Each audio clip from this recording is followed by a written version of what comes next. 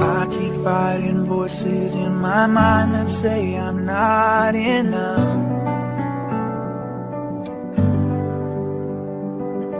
Every single lie that tells me I will never measure up. Hi guys!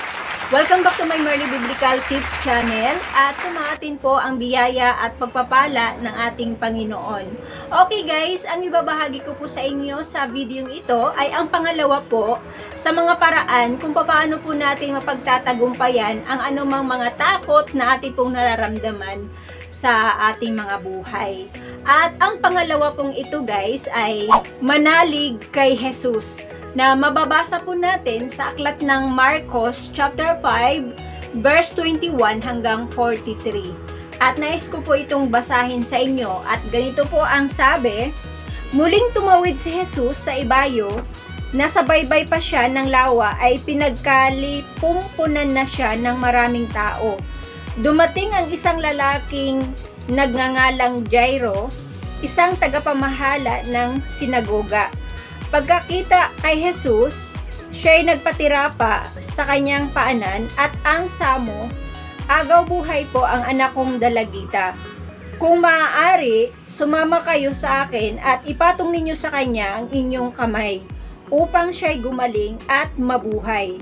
Sumama naman si Jesus at sinundan siya ng napakaraming taong nagsisiksikan, ano pat halos maipit na siya.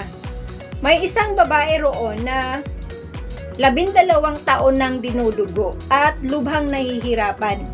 Marami ng manggagamot ang tumingin sa kanya at naubos na sa kapapagamot ang kanyang ari-arian, ngunit hindi siya napabuti kahit kaunti. Bagkos ay lalong lumubha. Narinig niya ang sinabi ng mga tao tungkol kay Jesus, kaya't nakipagsiksikan siya hanggang sa makalapit sa likuran ni Jesus at hinipo niya ang damit nito, sapagkat sinabi niya sa sarili, mahipo ko lang ang kanyang damit ay gagaling na ako. Biglang tumigil ang kanyang pagdudugo at naramdaman niyang magaling na siya. Naramdaman naman ni Jesus na may kapangyarihang lumabas sa kanya, kaya't bumaling siya sa mga tao at nagtanong, sino ang humipo sa akin? Sumagot ang kanyang mga alagad, nakikita po ninyong nagsisiksikan ang napakaraming tao. Bakit tinatanong ninyo kung sino ang humipo sa inyo? Subalit patuloy na luminga-linga si Jesus, hinahanap ang humipo sa kanya. Palibhasa'y alam ng babae ang nangyari, siya'y nanginginig sa takot at lumapit kay Jesus. Nagpatira pa at ipinagtapat ang buong katotohanan. Sinabi sa kanya ni Jesus, anak, pinagaling ka ng iyong pananalig sa akin. Umuwi ka na't ipanatag mo ang iyong looban. Lubusan ka ng magaling sa iyong karamdaman. Samantalang nagsasalita pa si Jesus, may ilang dumating mula sa bahay ni Jairo. Patay na po ang anak ninyo, sabi nila. Bakit ba ninyo aabalahin ang guro? Hindi pinansin ni Jesus ang kanilang sinabi. Sa halip ay sinabi sa tagapamahala, huwag kang mabagabag, manalig ka. At wala siyang isinama kundi si Pedro at ang magkapatid na Santiago at Juan. Nang dumating sila sa bahay ng tagapamahala, nakita ni Jesus na gulong-gulo ang mga tao, may mga nananangis pa at nananaghoy. Pagpasok niya ay kanyang sinabi, bakit kayo nagkakagulo at nananangis? Hindi patay ang bata, natutulog lamang. Ngunit pinagtawanan siya ng mga tao. Pinalabas niya ang lahat maliban sa ama't ina ng bata at sa 3 alagad at sila'y pumasok sa kinaroroonan ng bata. Hinawakan niya ito sa kamay at sinabi, Talita Komi, na ang ibig sabihin, ining, sinasabi ko sa iyo, magbangon ka. Pagdakay bumangon ang bata at lumakad. Siya'y 12 taon na at namangha ang lahat. Mahigpit na ipinagbili ni Jesus na huwag ipaalam ito kanino man at inuutos niyang bigyan ng pagkain ang bata. Mapapansin po natin sa buong kwentong ito guys, sa mga talata po na aking binasa, ay nagkasakit ng malubha at agaw buhay po ang anak na dalagita ni Jairo. Si Jairo po ay isang tagapamahala ng sinaguga. Nakita po ni Jairo si Jesus at nagpatira pa siya nito at nagsumamo kay Jesus na ipatong ang kanyang kamay sa kanyang anak para ito ay gumaling o mabuhay. Kaya sumama naman si Jesus kay Jairo at sinundan sila ng napakaraming tao na kung saan ay nagsisiksikan sila sa dami at nagkanda-ipit-ipit na po sila sa sobrang dami ng mga taong sumunod sa Panginoong Jesus. At doon naman sa napakaraming taong nagsisiksikan ay mayroon ding isang babaeng nakikipagsiksikan din. Dahil mayroon po siyang malubhang sakit na 12 taon na siyang dinudugo at lubhang nahihirapan sa ganitong uri ng sakit. Marami ng mga manggagamot ang tumingin sa kanya at naubos na lahat ang kanyang mga ari-arian sa kakapagamot sa kanya, pero hindi pa rin bumuti ang kanyang kalagayan. Bagkus lalo pa itong lumubha yung kanyang sakit. Kaya nung marinig ng babaeng ito ang mga kwento ng mga tao tungkol kay Jesus na si Jesus ay nagpapagaling, ay nasabi po niya sa kanyang sarili na mahipo lamang niya yung damit o laylayan ng damit ng Panginoong Jesus ay gagaling na siya. Kaya nung marinig niya doon sa mga tao na si Jesus ay narito sa ganitong lugar, ay pumunta siya roon at nakipagsiksikan din. At hanggang sa makalapit po siya doon sa likuran ng Panginoong Hesus. At nahipo nga po niya yung damit ng Panginoong Hesus.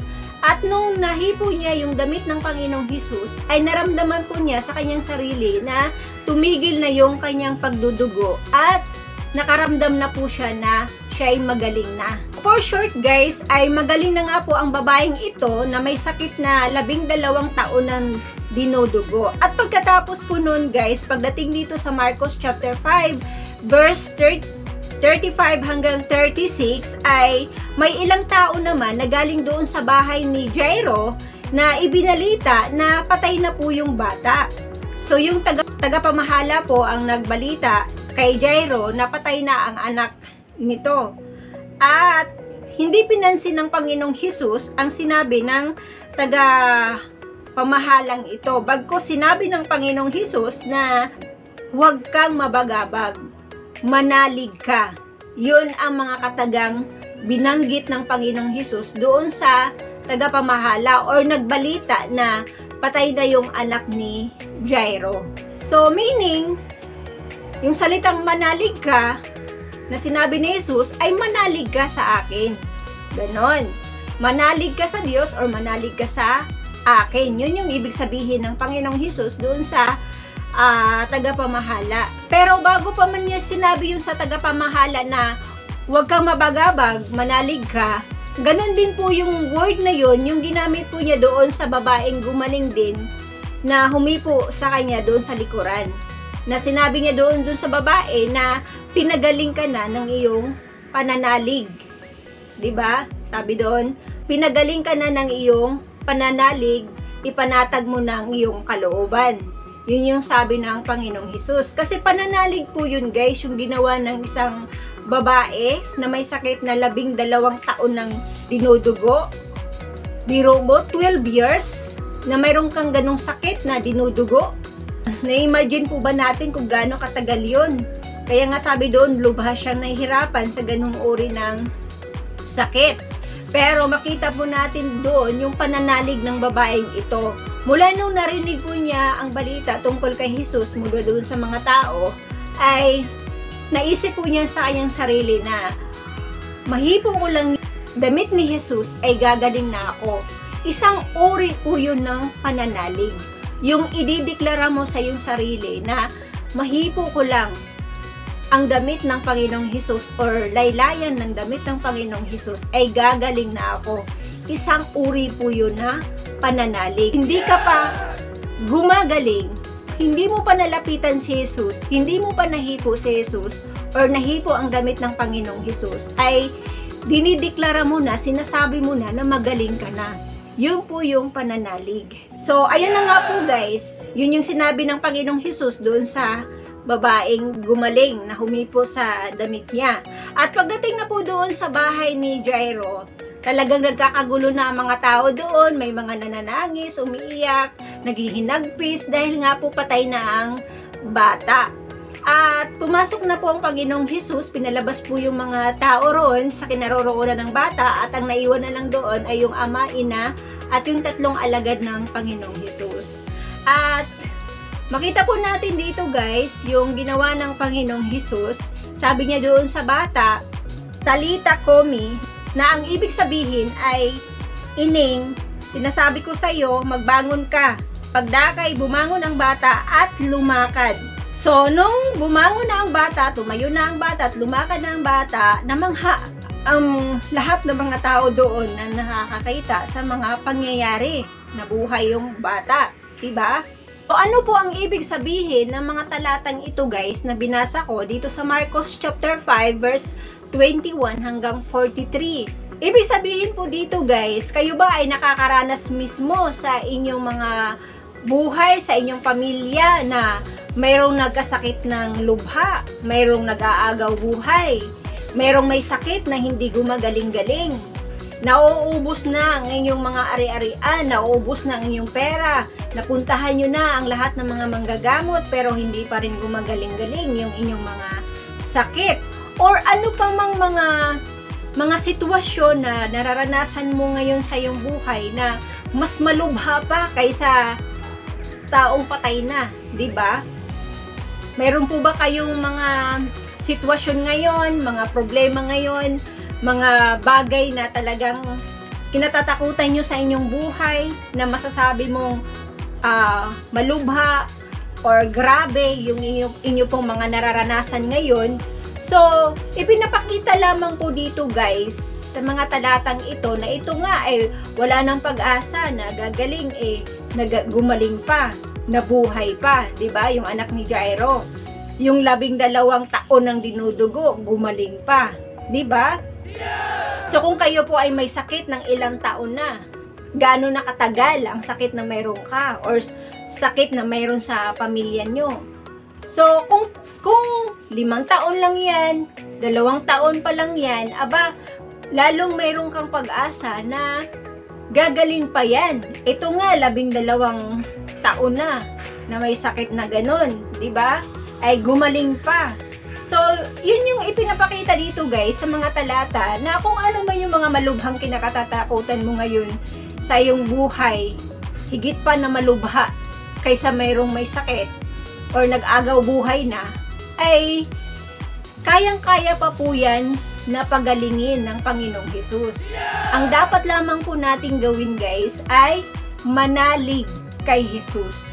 Manalig po tayo sa kapangyarihang kayang gawin ng Panginoong Hesus dito sa ating mga nararanasan ngayon sa ating mga buhay. Kaya uulitin ko po guys, pananalig lang ang unang ginawa ng babaeng ito na 12 taon na ang dinudugo at gumaling po siya.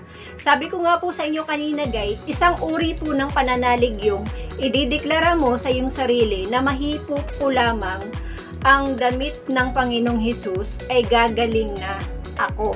So, kiniklaim niya na, kahit hindi pa siya magaling, kiniklaim niya na. Iyan po kasi ang pananalig. Yan po kasi ang pananampalataya. Yung inaangkin mo na magaling ka na kahit hindi pa nangyari. So, yan po ang pananalig. At yan din po yung pananalig na yan, ang sinabi ng Panginoong Hesus doon sa tagapamahala. Na ang sabi niya, huwag kang mabagabag, manalig ka. In short guys, ang pananalig sa Panginoong Hesus ang siyang panlaban at lunas sa anumang uri ng takot na ating pong nararamdaman. Kaya kapag umaatake na yung takot sa puso mo, sa isipan mo, ay pairalin mo ang pananalig mo or pananampalataya mo sa Panginoong Hesus or sa Diyos Ama. So, yan po yung dapat nating gawin sa ating mga buhay. Uulitin ko po guys, yung pangalawa po nating paraan kung paano po natin mapagtatagumpayan ang anumang uri ng takot na ating pong nararamdaman ay manalig kay Hesus. Na mababasa po natin sa aklat ng Marcos chapter 5 verse 21 hanggang 43. Muli guys, abangan pa po natin yung iba pang bahagi ng ating pong tinatalakay na ito sa susunod po nating mga video, at dito lamang po yan mapapanood sa aking Merly Biblical Tips channel.